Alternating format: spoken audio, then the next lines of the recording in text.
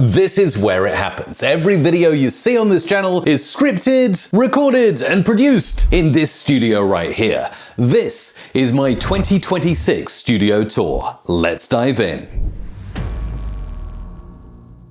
Well, here we are in my Cyprus studio in 2026. I had a move in late 2025 and finally everything feels like it's together.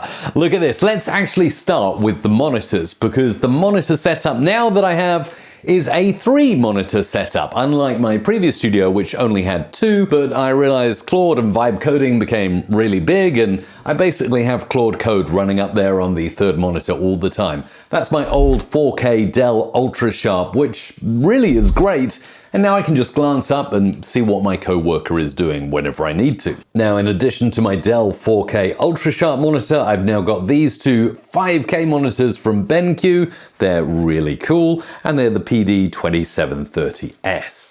The 2 monitors here are my main monitors. I've got one monitor right in front of me. This is for editing, producing, and stuff that I'm working on straight away. And then I've got a side monitor. I can put chat, I can put YouTube stats, and other apps that I'm working with as well, including my Elgato Prompter. That's a big part of this studio setup. Let me show you how that looks. This is my Elgato Prompter right here. I couldn't live without it. Now, I can start this script going as I wish, and you'll see it rolls ahead in front of me. This is really cool stuff, and anytime I want it to rewind, I can just instantly rewind it, scroll it up as I wish, or completely backtrack like this. You might wonder how I'm doing such a thing really easily with the Elgato Prompter, hands-free as well, I may add. Well, that's a new addition to my studio in 2026, and it's actually under the desk. This is the Elgato Pedal, and it works really well. I can click, obviously, with my feet. The middle button starts the Elgato Prompter, then I've got left to scroll up slowly, and I've got the right button to scroll up fast. If I make a mistake, and often I do, I can just rewind the teleprompter script and have my notes right there in front of me. It's really, really awesome. Now let's talk about the command center, the desk, because this is absolutely awesome. In fact, it's this one here from IKEA. It's nice and big, and I've purposefully mounted my monitors on stands that are attached to the back of the desk, so I have maximum real estate here on the desk. I cannot exaggerate enough how cool that is to be able to put things, kit and gear down on the desk and have loads of space to stretch my hand across. No using the stock monitor stands that come with them. This is a brilliant way to do it. And this is not the only trick to the command center, because you'll see underneath you've got the typical IKEA legs and beautiful cable management, may I say, using IKEA accessories under the desk to make sure everything runs perfectly. And I've just got one wire going down actually to the back of a UPS. That is an uninterrupted power supply, because here in Cyprus we often get surges and brownouts and even just power cuts. So having a UPS is absolutely essential. But the coolest thing I haven't shown you yet is the fact that I've got this little thing here I can push, and look at the desk. It actually starts rising up. This is crazy. It's now higher than my head.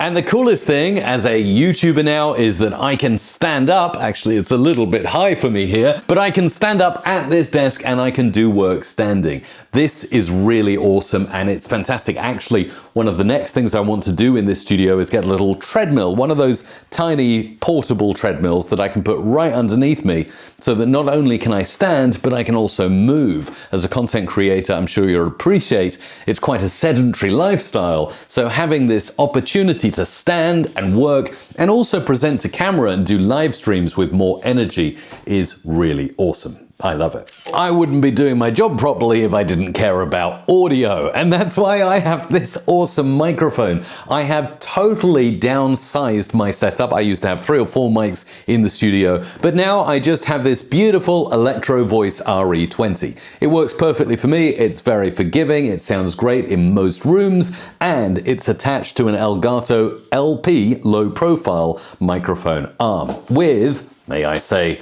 Bayer Dynamic headphones. These are the DT770 Pros. I've been using Bayer Dynamic for decades now, and they're just the best headphones. This is out the way because it's at the side of the desk, but it's just easy to move around like this. And then when I present to the teleprompter and the camera over there, I've got a microphone right in front of me.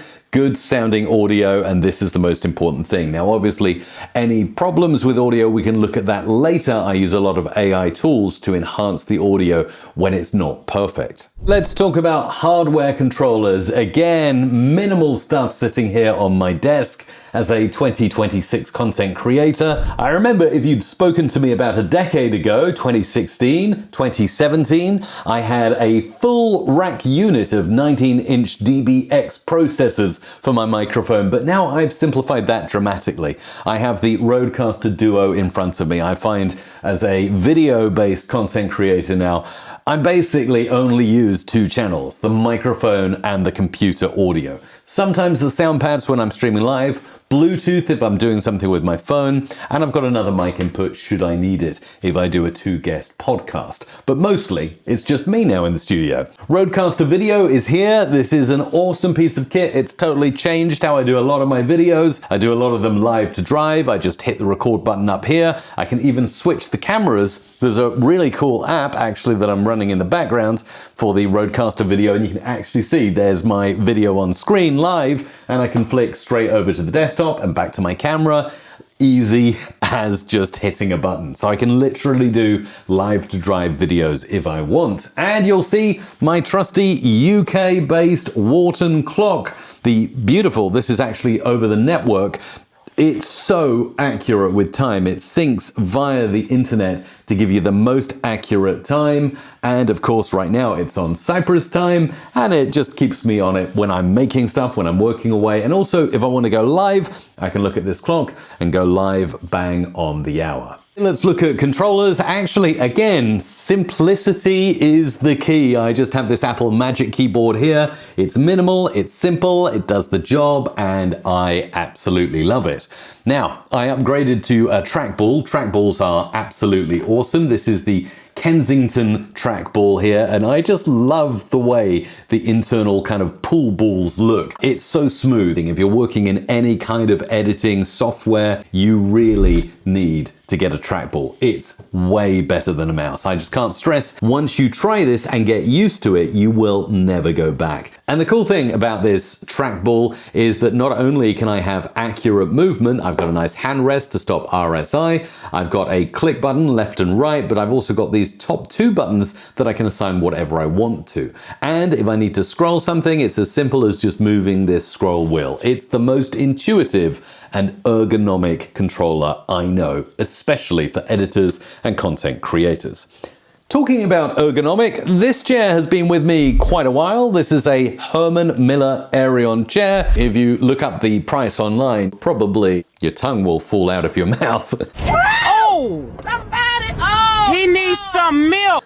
But hopefully you'll realize it's worth it, because not only can I swing around in my studio, but I can also be really, really comfortable when I'm working away. For lighting, it's really simple. I've got two Elgato key lights here and here. They're wireless and they're controlled by the click of a button. When I need to record a video, I click, the lights switch on, and the studio is bright enough to give this kind of view when I'm actually recording a video. Yeah, that's a good idea. Let's talk about the backdrop. Again, this is deliberate with shelving units to place some of my favorite things. I've got a JBL wireless speaker. I switch it on sometimes because I think the lighting effects look really cool. Behind that is my framed tweet from Elon Musk on the 25th of February 2025. Super proud of getting retweeted by Elon, so that sits there. Next, yes, a bit of retro gaming, of course. Pac-Man is here, followed by the mystery of the pyramids and the pine cones. Pine trees being my favorite trees, this looks rather mystical.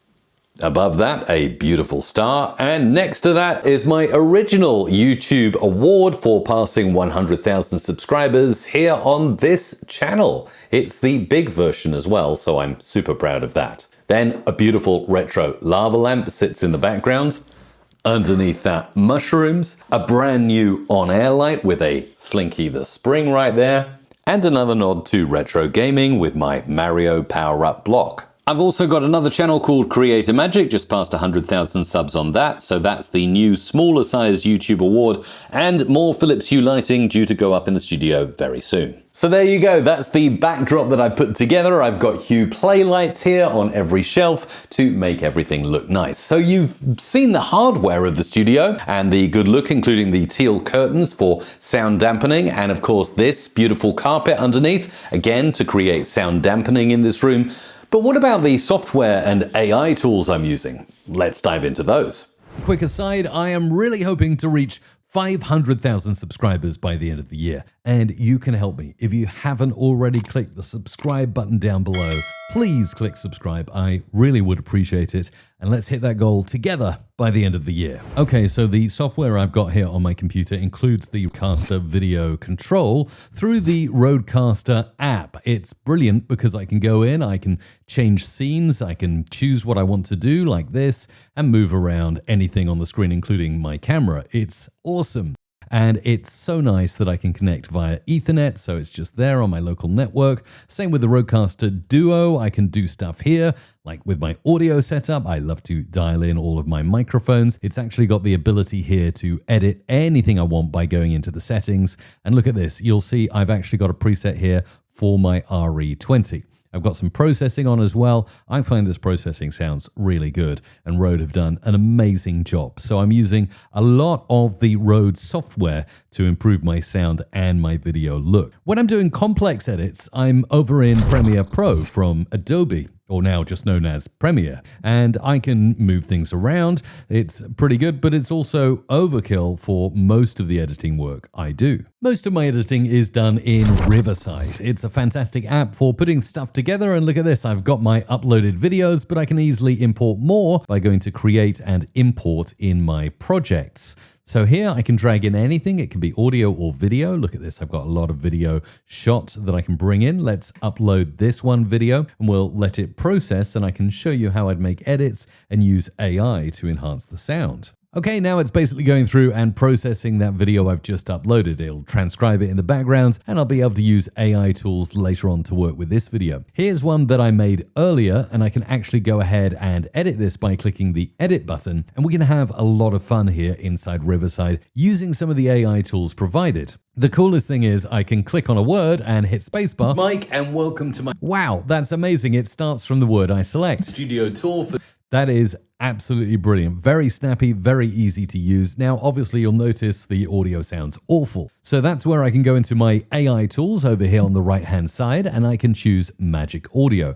That's going to apply to all of the audio I recorded there and make it sound a whole lot better. Now I've got other AI tools such as removing pauses. It can cut any pauses from my speech there, and you'll see it's running all of that in the background. It also removes filler words for you, finds fluff from longer recordings, and basically tightens you up and makes you sound absolutely incredible. Okay, we got ticks by removing pauses, filler words, and Magic Audio. So I can click to Hey here and play. Hey, this is Mike, and welcome to my full studio tour for 2026. From terrible phone audio to great sounding audio in a click. Now, the thing I love about Riverside is I can click the text button here, and I can immediately put all kinds of stuff on my video. So I can use title here, and I can actually add a title to my video. So what's really cool is I can type in studio tour 2026, like so, and I can actually use this to move it around and place it wherever I'd like it to be on the screen. And it doesn't stop there because, of course, I can choose the size. I can also choose the color. So whatever color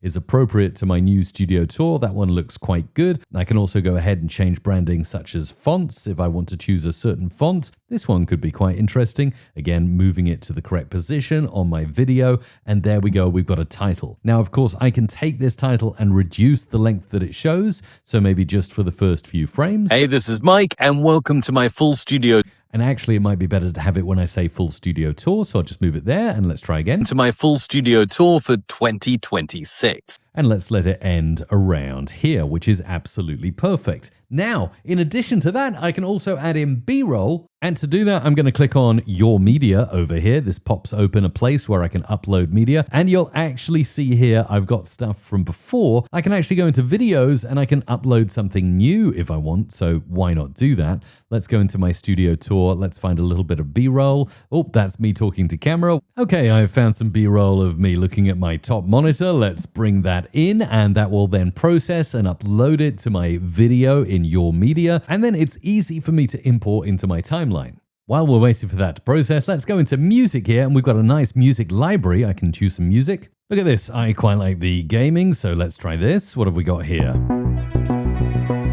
It's kind of retro. What have we got here? So I found this in the music library, so I can click the plus button over here, and that will add it to my timeline. Now I can go ahead and drag this to maybe the start of my video and also extend it a little bit so it runs through the whole of my intro. And finally, we can go into volume and effects, and we'll do a fade out for about 3 seconds. So it gradually fades out as I start the video. Let's listen. Hey, this is Mike, and welcome to my full studio tour for 2026. Let's go back to Your Media, and yes, you'll see the B-roll is updated. I just have to click it, and I can actually drag this wherever I want it to appear on the screen, and you'll see it's there. Now I can make it full size by clicking full size there, and you'll see the title still appears like this. So now I can go back to the start, and we can look at what I've created inside Riverside, and this has got music, this has got enhanced speech, this has got a title, and B-roll. Hey, this is Mike, and welcome to my full studio tour for 2026. Nice. That was done in a matter of seconds